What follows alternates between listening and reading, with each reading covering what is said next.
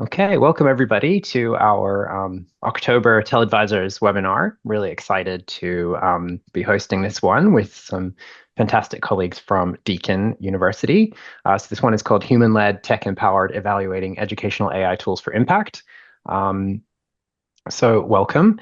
I'd just like to start with an acknowledgement of country. So in my case, I'm here in Perth, so I'm on Whadjuk Noongar country, and I invite everyone to let us know in the chat which country you're from, and I would like to pay my respects to elders past, present, and emerging. Uh, I'd also like to briefly introduce the TELedvisors for those who don't know. So this is hosted by the TELedvisors Network. So we're a community of practitioners of educational technologists, learning designers, academic developers, and so on. And we thank Ascolite for the ongoing support.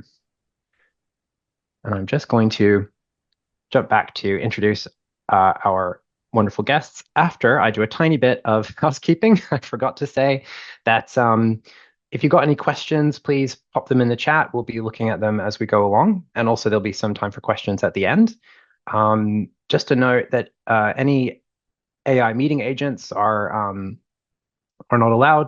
We've had some issues with them interfering with our recording.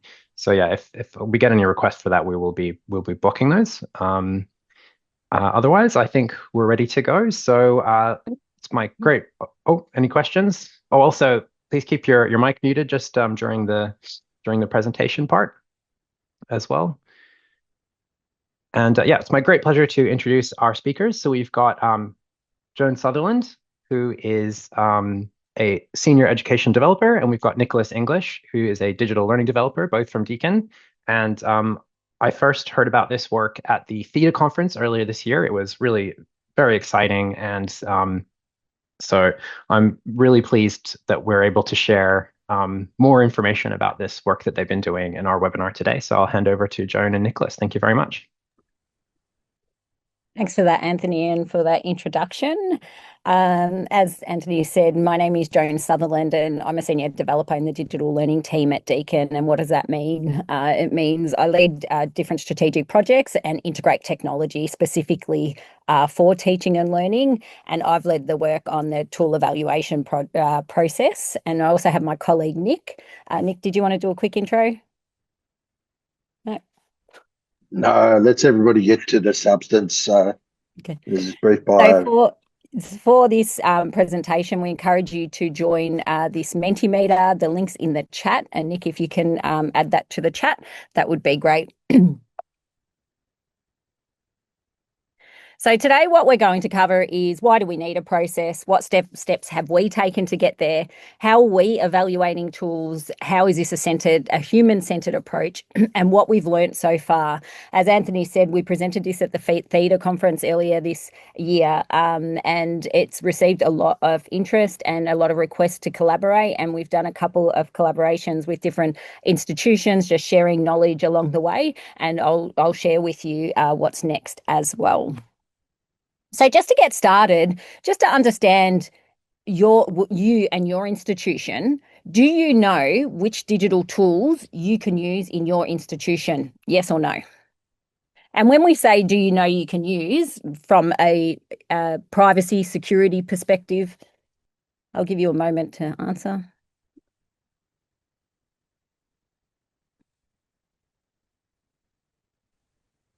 That's 2/3 of everyone in. Post that Menti link just in case anybody's late to the party.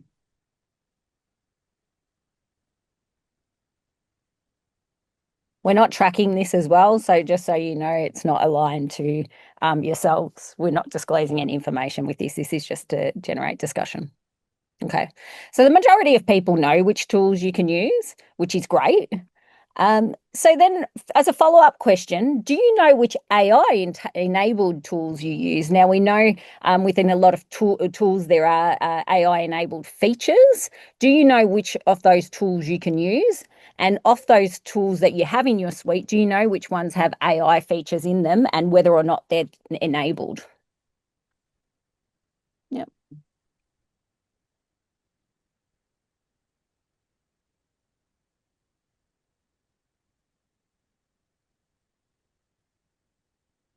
So very similar. Most people know which AI-enabled tools that they can use in the institution, which is fabulous.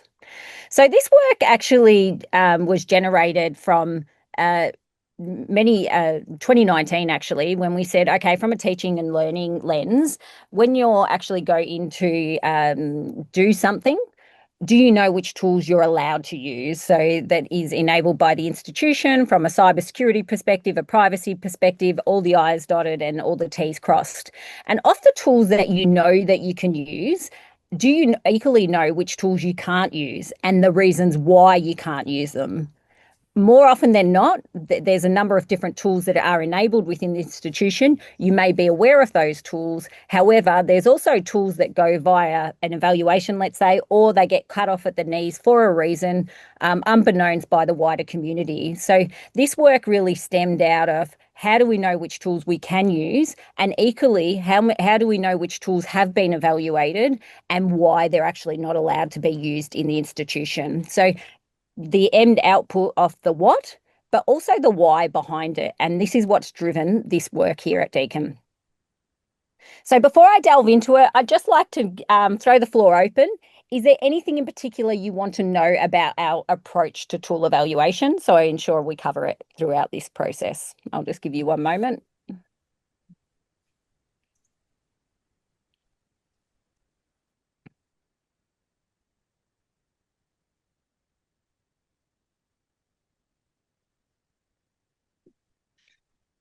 Yep. Dr. Who, it's not endorsed. Okay. Okay. Great. Yep. Yeah.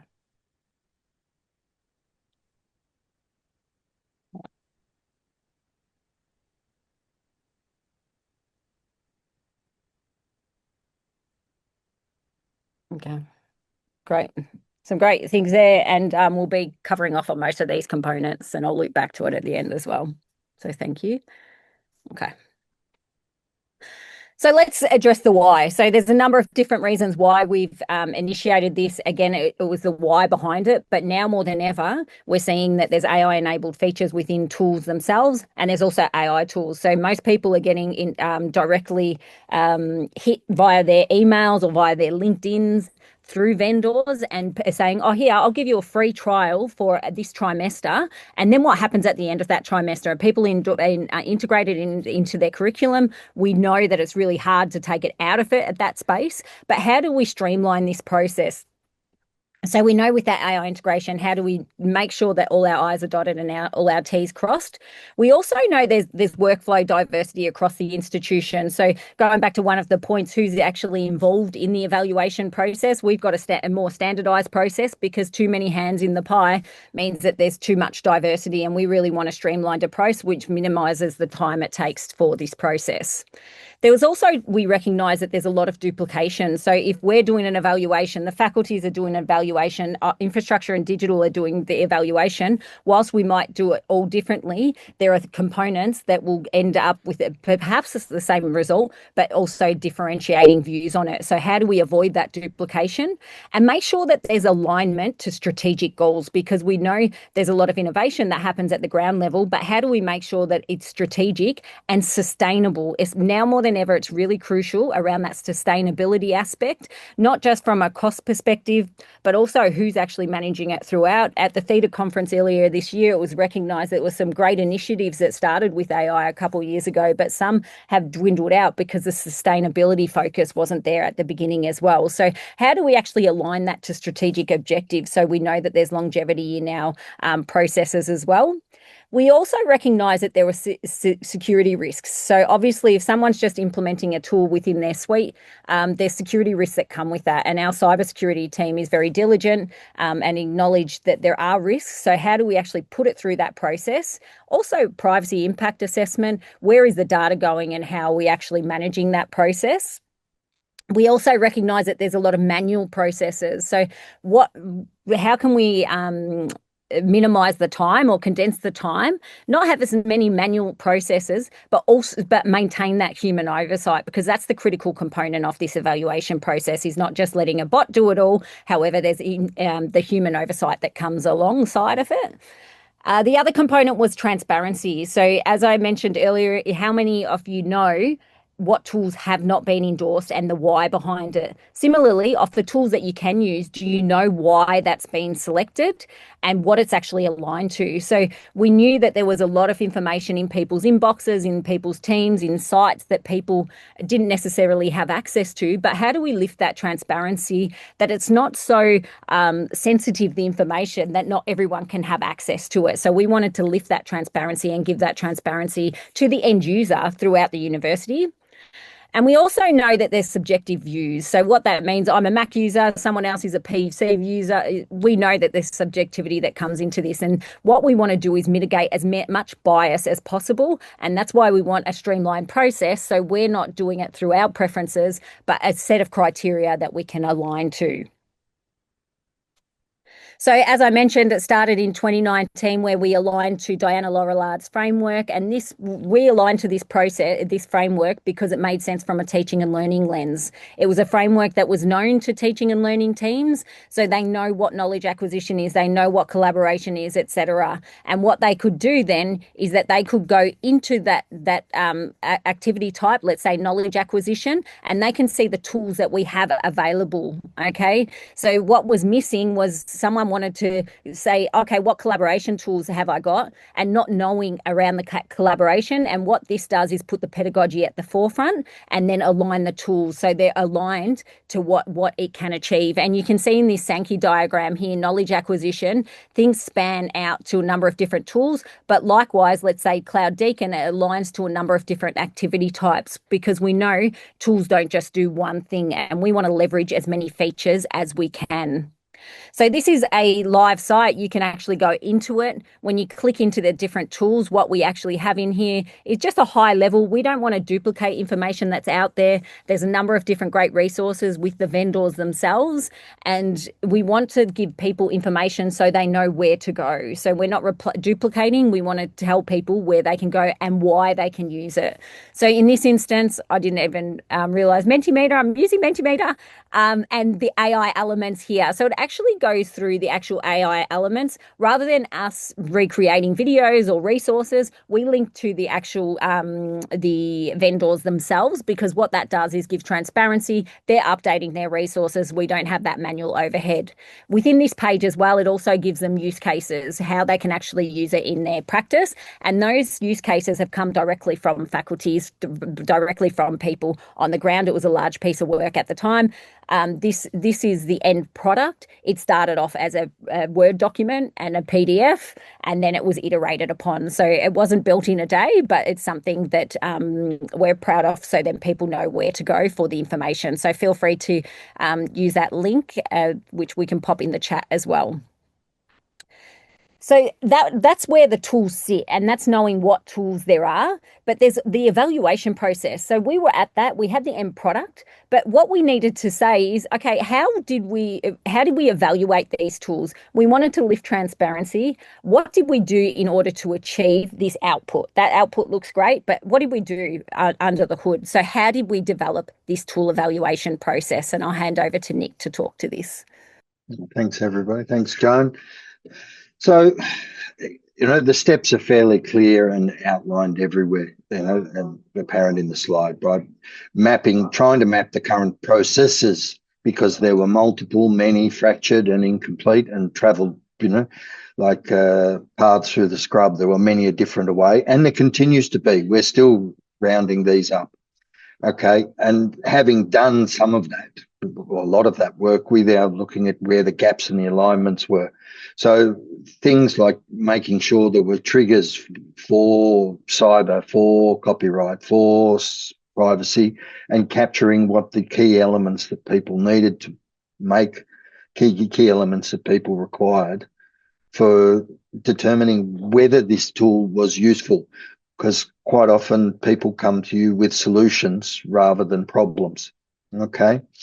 when you look at the research in terms of evaluating those things, you see a lot of very technical elements in very specific areas. You also see, in terms of the AI space, you see very extremely technical assessments of what comes. So other than that, it's about what's suitable and coming up with different approaches, which is why Joan, has brought us to underpinning it with Laurillard in terms of what are the teaching and learning tools and staying within our scope in that. And then we created the define the ideal process, where we go, this is the process, these are the ideal timelines, this is assuming everybody has time to invest in all these activities.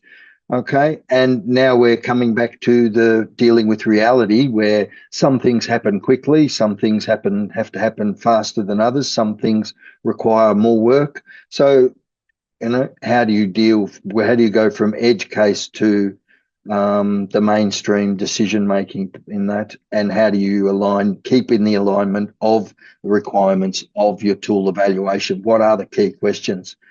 And ideally, we'd like to leverage automation, but those things are in the hands of the techs, and we do what we can in our space. All right, so here's what we've come to. People raise a request, and we do a preliminary needs analysis, and human in the loop.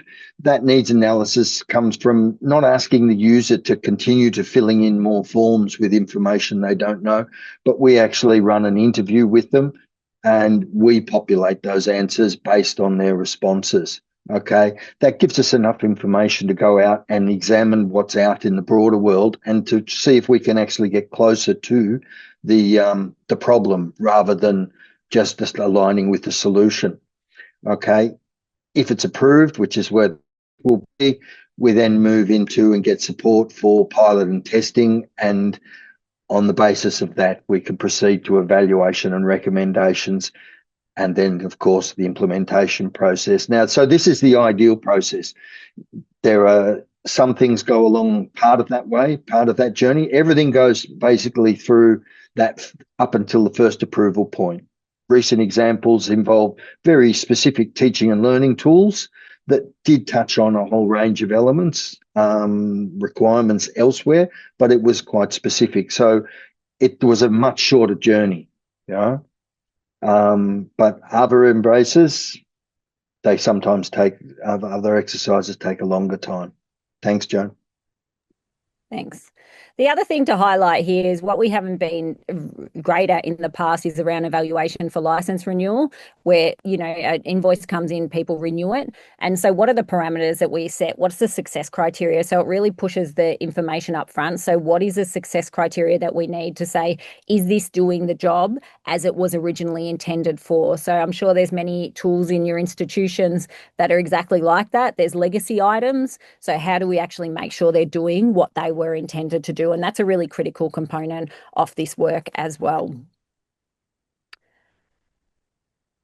So what technology are we using? Nick just touched on it. So one of the things is, I said before that this is a human-led process. Now, we knew that there was diversity in how people were gathering information. So what would happen previously is people would side chat someone, maybe send an email saying, I need this tool, can I get this tool? So there'd be a conversation that happened around that tool. And then there would be people that had varying viewpoints about the tool, depending upon experience, depending upon the lens that they actually put on it. So what we wanted to do is take that subjectivity out of it and lift the transparency off of it. So what we're using at the moment is something called Smartsheet. And what that has embedded in there is forms. And that's similar to Microsoft Forms, essentially. And this is a tool review that we go through. It's a survey, essentially. And this is what Nick was talking about, that the user we don't send this link to the user. We actually use this as the reviewer to actually answer the question, ask the questions and gather the relevant information. Now, there's a few reasons for that. The first one is around consistency. When people come for an evaluation, they're getting consistency in what they're asking. So we're building capability in what you're actually looking for when you're actually looking at a new tool. So we're building that capability. There's one source of truth. Again, multiple emails, multiple side chats, different information, depending upon who was privy to that information. So there's one source of truth. This is where our information lives, and we have the relevant people having access to what people are asking for. There's alignment. So one of the first questions that comes up once we see what their tool is and what the problem is, then because of our knowledge with the tool suite that we already have, the first thing we see is, do we have an existing tool? And we can talk to the person. So someone funny put on that chat, what you want to know is, why aren't we using Kahoot? I say this, we get asked for Kahoot quite a lot, but we've got Mentimeter. Mentimeter is our endorsed tool. Not everyone, for whatever reason, might know that. So then they're saying they want Kahoot because of X, Y, and Z. We can actually say, hang on, we've got Mentimeter. Do you know that? Is there a reason why you want Kahoot? And having that conversation, that's half an hour of time. But rather than having someone try and fill it out and just populate it via AI or whatnot, we're actually generating a conversation and building a relationship there. We're also avoiding duplication, because where this information goes is like a spreadsheet, but it's online that you can actually access, and you can say, okay, well, we're not duplicating it in multiple spaces. We're going into this form, going into this space for the information. So everyone knows this is where it lives. I'm not doing side chats. This is, if someone wants to go into that from our team, they can actually go in there. Now, there's a few reasons why this actually works is that obviously all of this information's here. We say what tool does it align to, so we're aligning it to pedagogy as well. And there's a couple of reasons for this. What we can see is, hang on, there's duplication here. There's a lot of requests coming from, let's say, discussion. Recently, we're seeing a lot of requests come from simulation, or there's a gap. Where have we got a gap? And we need to address that gap. So for instance, simulation, if we link back to Laurelard's activity type, we could say that's practice, but it's actually a new entity in its own right. So we're updating that now because we know there's a number of requests that are coming through. So how are we actually meeting the needs of teaching and learning and making sure that we're at the forefront of digital learning experiences as well? So this is all tracked in this space using Smartsheet. We also we built out a project plan that was through all of the stages with all of the tasks. So there's all tasks and there's built-in triggers to inform and built-in triggers for action. But as Nick alluded to earlier, some of them are really short, that we haven't really needed to do a full project plan per se, because it's actually taking a lot quicker now that it's a defined process, and we know where things are, and we're not needing as many touch points essentially, but we will go through the same process. The other thing this does is consistency. So if Nick and I weren't here tomorrow, someone else in the team can pick it up. So someone asked around who can do the reviews. Our team leads the tool evaluation space.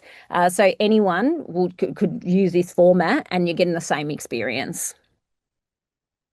The other thing that we do around that tool selection is around the aligning it to pedagogy. So this goes back to Diana Laurelard's framework. We have a spreadsheet, it's lo-fi. We have the different activity types down below, and then we have business requirements. And what these do is, rather than saying, I want Kahoot, is saying, okay, what do you want to be able to do from a teacher perspective? And then what do you want the student to be able to do from the student lens perspective? Okay, so it's a double-edged question, where we're saying, okay, we want you to think about it more broadly. And we have a conversation. We did this recently around a simulation platform. It was a 45-minute conversation, and then just developing these from a business requirements perspective.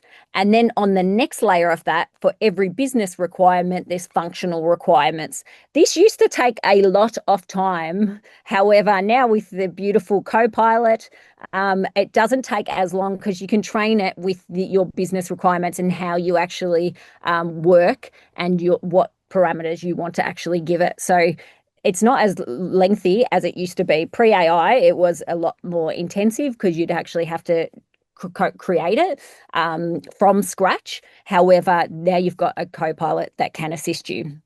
The other thing I want to highlight here is putting a comparison between tools. So again, we mark each of the tools to say, yes, it does it, no, it doesn't, or it partially does it. Okay. And what this does is it gives us a score at the end of it, and it allows us to do an evaluation across tools to say, okay, Kahoot got 25, Mentimeter got 50. Where are the gaps? So you can see in this red here, this is the gaps with a particular tool. Okay. And then we know that that's why we've actually chosen that tool. Okay. So it's a great resource to actually have. And obviously this is something that needs to be updated. Features are constantly updated in tools themselves. We don't do this on a regular basis per se, but we will, once we're looking at a tool, review what's already been in there and why, where the gaps are lying. Are there any questions on that so far? No. Okay. So this is our SharePoint page. If you're internal to Deakin, you'll be able to see this. It isn't external. And the whole point is that we want to lift transparency. So this is the SharePoint page. There's a new tool request form that goes through our infrastructure and digital team, and then it will get triaged to us. So we still get side chats, we still get emails, but we'll automatically request a ticket. And that does two things. It tracks the work. And so we know there's a request. We can easily then triage it for cyber reviews and privacy reviews, which are really critical to any tool, especially here. So here we've got the process, so people can have a look at it high level, but also the why, how, and what. Okay. So it's really important that people understand why we're doing this, how we're doing it, and what we're doing it. And they're 5-minute videos people can actually watch at their own leisure. Not that you do that at your leisure. Do you have a single rubric for requirements and feet? No, we don't, Anthony, because we do it aligned to the pedagogy. So whilst they look quite specific, the business requirements, you'll be surprised how similar they are when you're aligning to pedagogy versus aligning to a tool itself. Whilst not all tools will have the exact same business requirement, you'll find the pedagogy will have a lot more commonalities than you think. We also have tool definitions where we've got endorsed for enterprise, T&L, what's under review and phasing out. So this is information sharing, lifting that up to so then people can actually see what we're doing, whether things are under review or phasing out is really important as well. Whilst there's multiple communication channels, if you go in here, you'll be able to see that. Then we have the tool status, and what you'll be able to see what status is actually at and what stage it's actually gone through, whether there's a tick or whether there's a cross there. So you'll be able to see the description off of it, the tool detail, and whether or not it's endorsed at an enterprise level or an individual level. So this, again, it's just a list in SharePoint, but it allows us to maintain it relatively easily, and it's embedded within this space. And there's a description of the tool itself. Once you click on the actual hyperlink, what you'll be brought to is the overview off of it. And what this does is it gives you the overview. It says the tool details, the status, what the pedagogical alignment is, which is really, really important. And then what we have here is data security and privacy. They're collating their information as we speak, actually. So we'll be able to have hyperlinks to those things as well. And that's really critical because we don't proceed unless the PIA and the cyber security review's been signed off. We will not be able to implement it. But there's not a lot of knowledge of what goes behind the scenes there. So that's another capability building piece. So you can go to that page and then you'll actually see this information. And we also have an AI features evaluation that we have been iterating and developing and looking at different components of the AI features within tools themselves and AI tools as well. So the evaluation metrics are there, the score, and then the comments pertaining to the actual tool. And that's from surveys from the actual end users as well. Any questions around that? I might just add to that the one just before you have the questions, Joan. I think one of the thing about the AI, the evaluation of the AI features, It's also about you developing the literacy and the knowledge around what are the unknowns, how are the approaches, and that's a constant, that's a real arms race in terms of the rate of change there. So this is what it looks like. You can click down. You've got the story, the status, the definitions, and the evaluation. Again, this is open to everyone here at Deakin internally as well. Within the page itself, we do have links to documents, so then people can see it. And then we link back to the tools guide that I showed you earlier. That's on DTeach. There's a publicly available link. So then they can go to that information, which is updated as well. So there's sort of a loop that's actually happening there.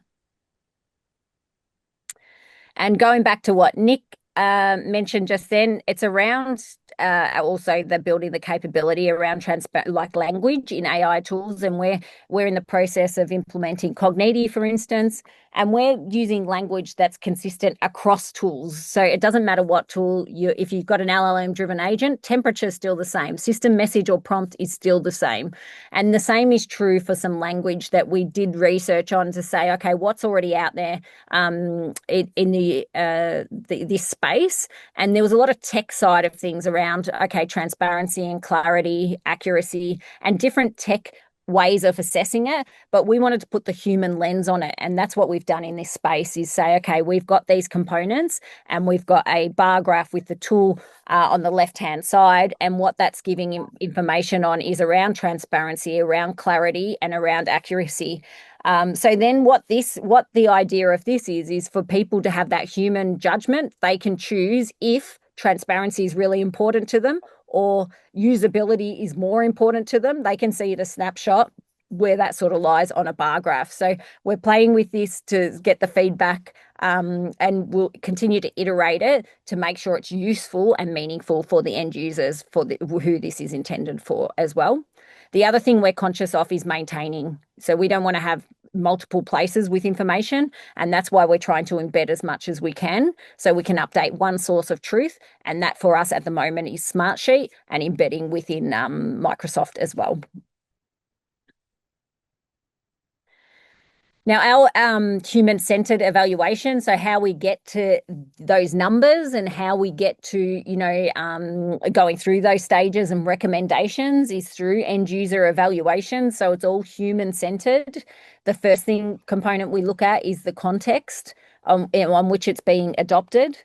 We look at the user experience. So we use existing industry-based frameworks. So things like the SAS system usability score, CSAT scores, they're industry-based scores. And what we can do is have a look at tools against each other, essentially, and see what that threshold is. And there's specific thresholds that we want to have in those tools. So we want to understand if it's not usability, if it gets a real low usability score, is it the tool for us? Probably not. So there's a number of different things that we take into consideration there. We also look at the AI component. So we have specific questions around the AI features, around transparency. So we've developed a set of questions to align to that based upon some of the technical side of things that's out there to make sure it is reflective of what the terminology is, but from that human lens on it, which is varied from what's out there at the moment. And then obviously the pedagogical impact. So how do we measure this impact, and what does that actually look like for teaching and learning teams as well? So it's quite comprehensive. The other thing to highlight here, you'll notice that it's encased by privacy and security, cybersecurity, because if one of those falls down, we cannot progress. We're not allowed to progress with the actual tool itself. So I'm not sure with other institutions around that, but that's something we kick off at the start of our evaluation, because it can take the longest time to complete, but it's one of the most critical pieces for us to undertake in order for us to implement it at any stage. Is there any questions or comments? Anything? How do you include the concept of responsible AI in your... What do you mean by responsible AI, Anthony? I was trying to type real quick so I could get it in while you were asking for questions. So obviously, I really like what you've got here. I'm just curious about how you account for the idea of like responsible AI. So ideas around sustainability or bias, those kind of dimensions. Yeah, so there's a few components in that. If I talk to these things, so transparency, so that there's some things in there, and clarity in Mm, particular. We're not going to hit off on everything, and we can't. But one of the things that the AI tools that we do look at, there are specific components that we have to check off essentially.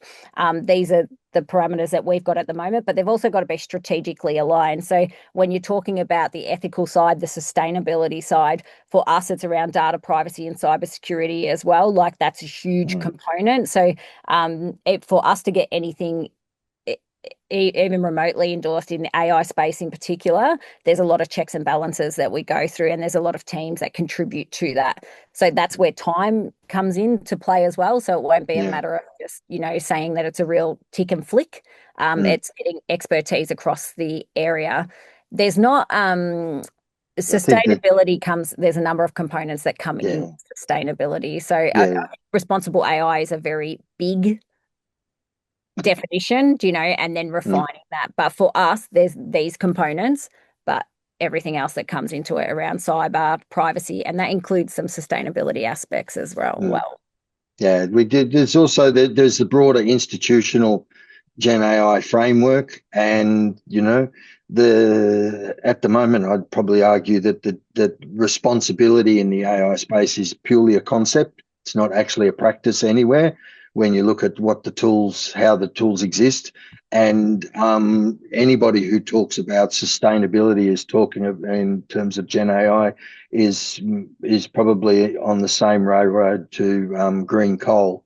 It's just not. So how do you navigate it? Do you practice around that? Do you avoid it? No, we have to be able to make available tools that equip our students and develop those capabilities across the institution and navigate it. So what's the difference between a responsible driver and an irresponsible driver? Isn't the car. But that's not the case with AI. Those equations don't work anymore. So it's a challenging space. Yeah. And we don't have all the answers. This is why we're iterating it. It's something to get the ball rolling, and to see where this lands, which I'll talk to in a moment. And then talking about impact, we use a SAMA model around the substitute, augment, modify, redefine, and then enhance, transform. And we're actually about to put another layer on this, which we'll be sharing at Ascolite in the workshop that we're presenting, and share that, because what we found with this framework is it's quite high level, and it didn't really, obviously when it was created, it didn't take into account AI. So what are those different parameters that we found when we're looking at different tools that we need to evaluate against? So it's really going to, we'll have like a rubric of such for the impact, to actually say, okay, there's different streams that you can substitute, you will augment, you will modify and redefine. So there's an exciting iterative component of this that we have done, because we're constantly doing evaluations and looking out what's useful and what's meaningful, because we don't just want to put something out that no one's going to use. We want it to be meaningful, and that's crucial to the work that we're doing. And so we map it against substitute, augment, modify, or redefine. And that was part of our iterative cycle. We didn't have this in the beginning, the impact. That's what we were looking at. Okay, we had the pedagogical impact. We could talk to it, but then we added this layer, and now we're adding another layer to improve transparency, essentially. Any questions around that? No.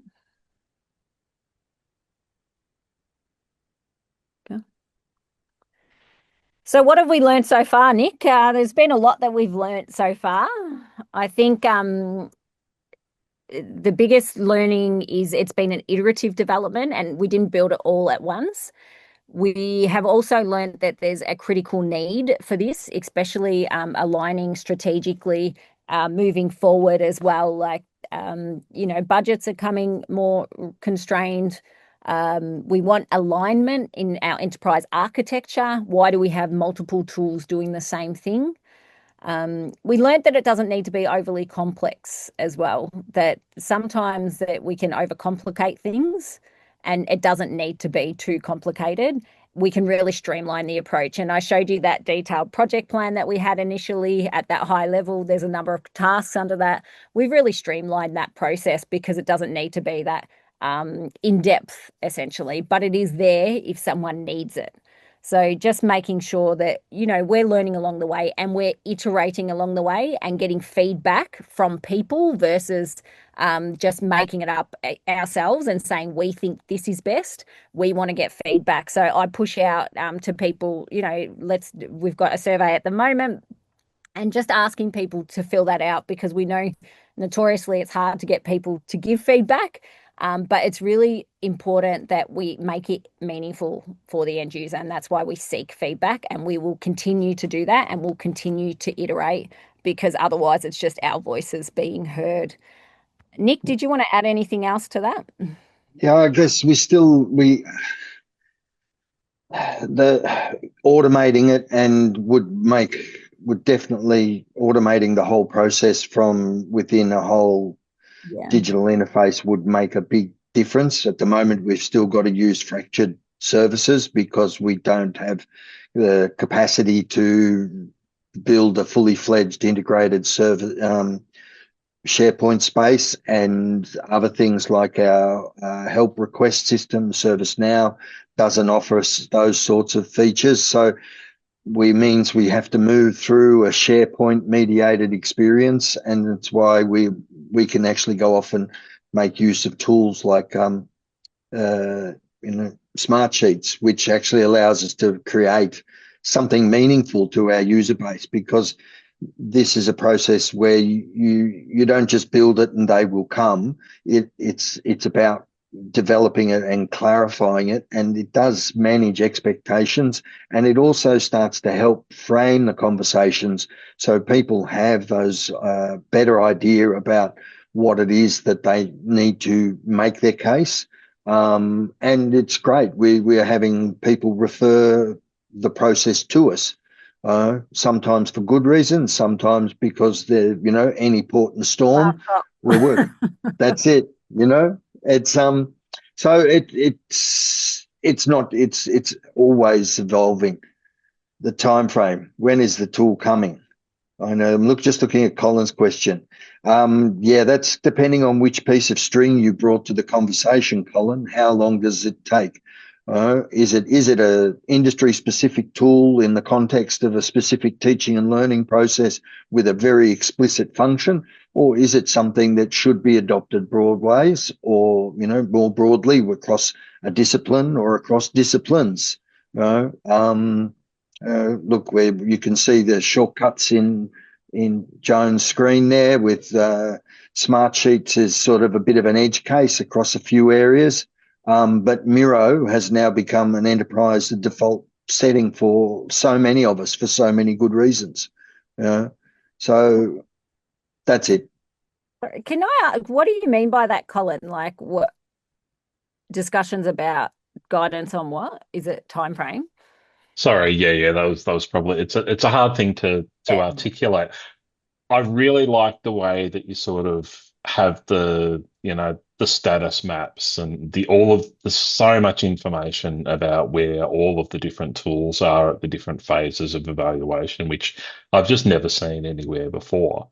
But I'm sure that, the constant refrain is, yeah, but when are we actually getting Cogniti or whatever else? And I know that this gets caught up in, it's at legal now and yada, yada, yada.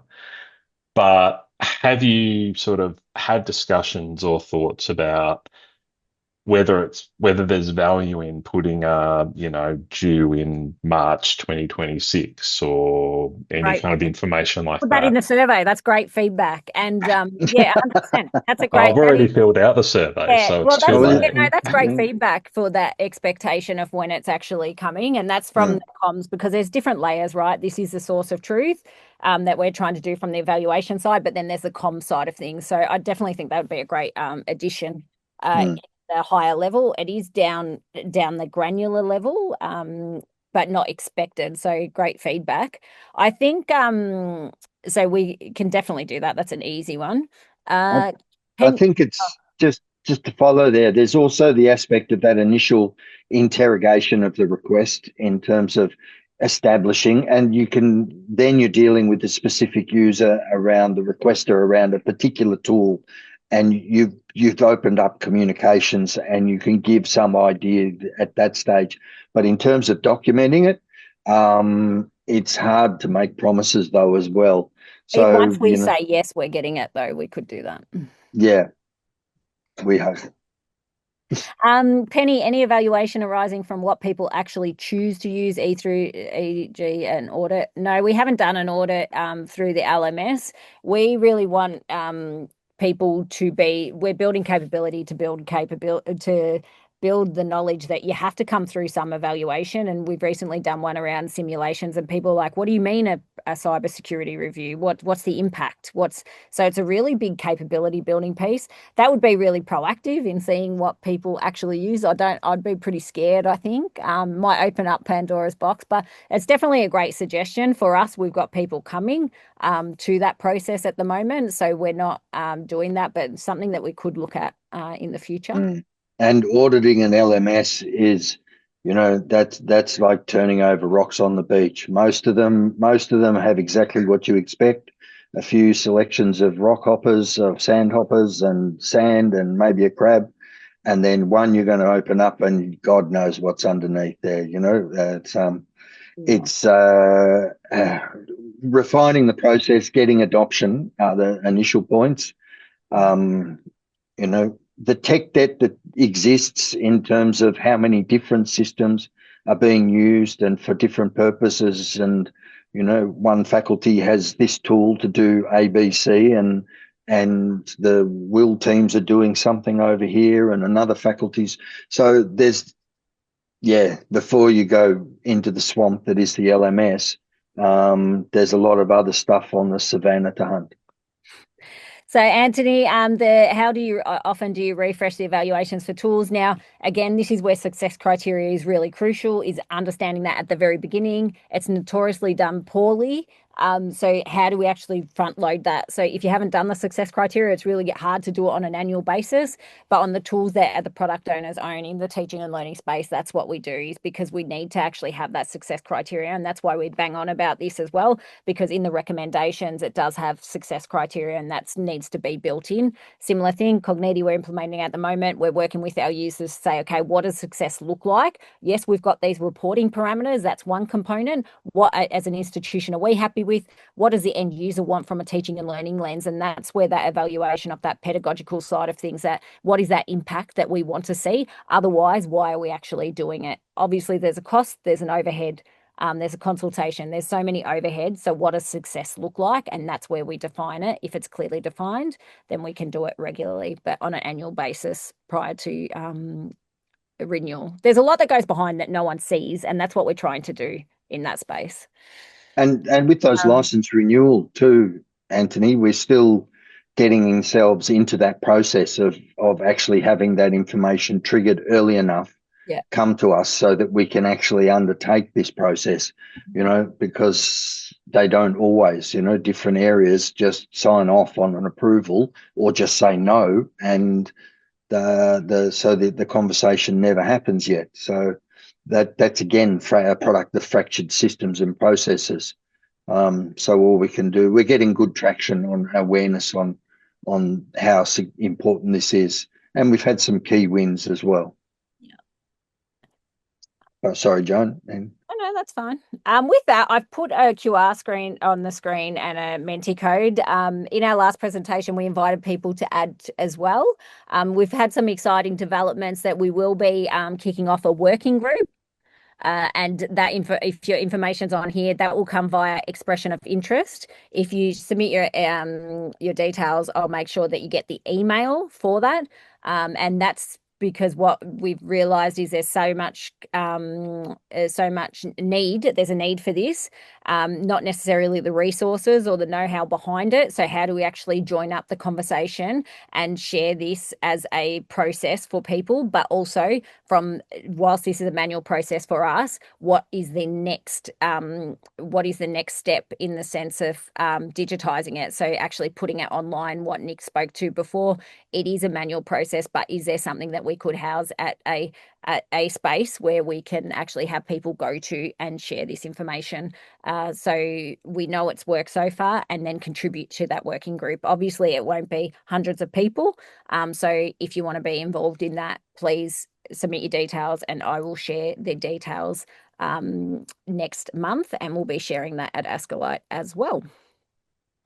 But other than that, that's all we've got for you. If you've got any questions, we'll definitely stay on the line. Feel free to reach out, and yeah, have a lovely day.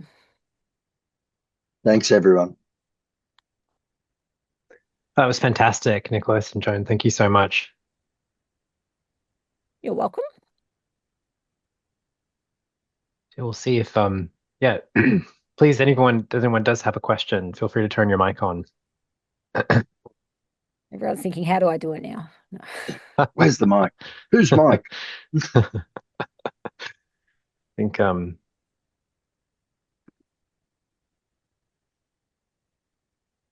great. Well, I think that might be, I'm not sure we're going to get any questions actually, but All right. look. Oh, Vanessa says, yeah, are you working with the library at all on any related work? Yes, so there's two pieces of work that's happening. So they've got their own evaluation process, so we're trying to align, and we're part of a Gen AI working group around the assessment of tools, and they're doing some stuff around how they're assessing tools, and then we're doing it, and we're coming together to align that process as well. So one of the key things is to avoid duplication or having a source of truth, and we're trying to get that alignment, and that's probably been the biggest, most challenging part, is because people have ways of doing things, so they're all mapped out, but what's going to make it meaningful? And doesn't mean that we have different evaluations, because the need is different depending upon the stream, or can we align it? And we're trying to go for as much alignment as possible. So that working group is in progress, and that's why we're seeking feedback for that. So we're getting the end users, again, that meaningfulness off of it and how comprehensive it is. So we're doing our due diligence across the stream. So yes, library is part of that conversation. And the library has, they have a long suit in the research space and connection with researchers. So they bring that, and, every flavour of, especially dealing with publishers and research tools, that's low-hanging fruit in terms of introduction of Gen AI tools or LLM, leveraging LLMs because it's all textually exposed. So, but whereas where our focus is the teaching and learning side, so that's so it's a matter of feeding in and finding commonalities. The evaluating the specifics of the Gen AI elements as they are introduced to tools, that's trying to develop a common language in that between us and library and the research space, and that's a continuing conversation. And you run out of breath trying to keep up with the tech bros in terms of the feature and their feature offerings. And of course that impacts on what we do with license evaluations as well. That's Awesome. Great. Don't all jump out. It's okay. We won't bite. we want to leave the TELedvisors to themselves for a minute. All right. Well, thanks for having us. We've really enjoyed it. It's great to share and get people involved as well, because we know there's a need here. So it's great to have these joined up conversations. So thanks for facilitating it and inviting us on. I really appreciate it. Of course. Yeah, this was fantastic. Thank you. And I think it's the right audience as well, because these are people that are very involved in this kind of work as well. So I think it's 100%. very relevant. People are reaching outside wise as well, so if you can have the joined up conversation, it just makes sense. And Joan will be running a workshop which will be more engaged with the specifics at upcoming in Adelaide soon. So, that's Yep. that'll be, more than just the present, so that'll be great. So Yeah, thanks again. I encourage you to post in like let us like in the TELedvisors Teams site if you've got like, because obviously there's a lot of interest in this, and I think people will be catching the recording as well. So I encourage you to kind of spruik your follow-up workshops, Yeah, I will. I've just got to connect with a few people around the working group as well, because that's really going to be key to make sure this, transitions to reality for our institutions. Like, we've got the process, but to share it and make sure that we can do that. But yeah, I will loop you in and post on LinkedIn and whatnot. So, yep. Thank you for that Great. advice. I'll take it. Thanks all. Yep. So thank you so much again.